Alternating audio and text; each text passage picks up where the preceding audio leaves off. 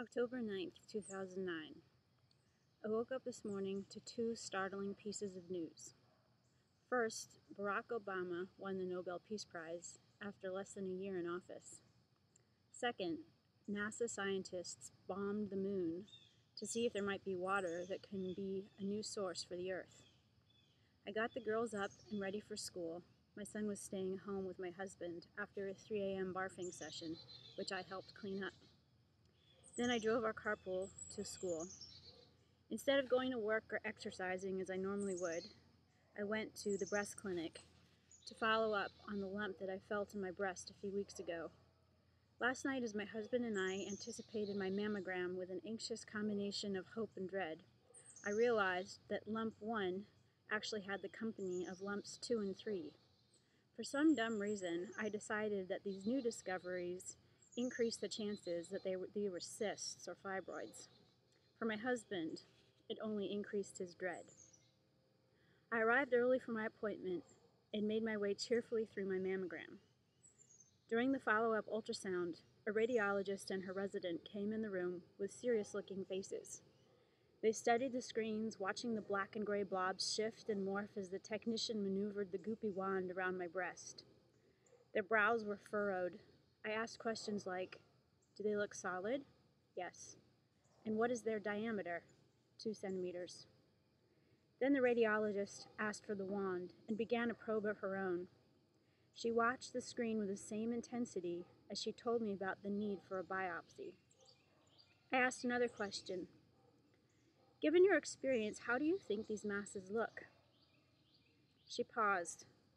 "If you ask me directly, I will tell you. These look to me like cancer."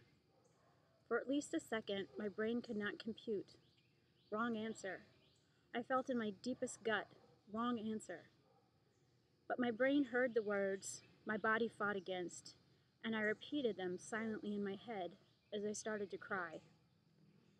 They had me change back into my clothes in the dressing room, a place that has made some effort to look like a spa, with a little tea service and flowers, alongside affirmative wooden words like faith and hope.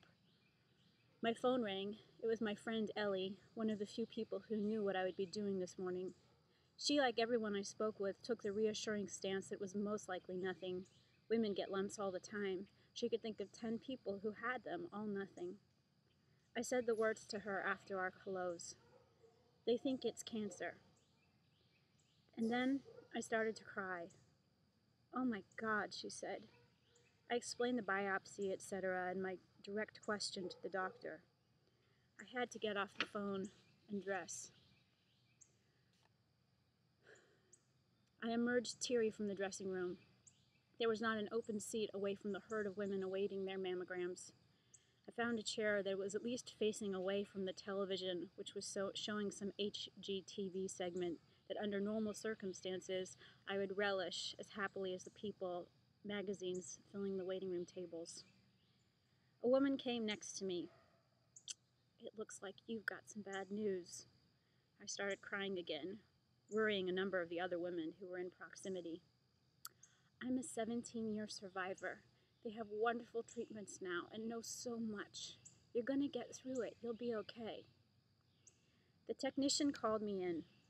We were going to try to schedule my biopsy. Her name was Lola, and she, like everyone in the clinic, was very kind. She told me they would squeeze me in today. I went to call my husband. I told him right off the bat the punchline, my direct question to the doctor, her equally direct answer. He fell apart. We talked and cried and floundered around about who to tell and what to do now. Then I called my mom. She screamed, "No, no," at first. When I told her the details of what I knew, she got a grip and collected herself, offering her support. They brought me back to the windowless room where I had consulted with Lola. I was shaking and my mouth was dry. My sonogram tech came in to hug me and bring me water. I waited and waited, then was brought in for my biopsy. The radiologist talked very matter-of-factly about my malignancy. I asked another pointed question. What does she see that makes her think this is malignant? 3 things, she explained in her organized fashion. The masses look grayish, not black or white. They have irregular edges, not smooth borders. And the calcium deposits on my mammogram looked irregular as well. None of these are good. They all point toward malignancy. The question at this point was really about the nature of the pathology. She probed my lymph nodes and they were not enlarged. She said cautiously that this does not mean that there is no disease in them, just that there is no visible sign of disease.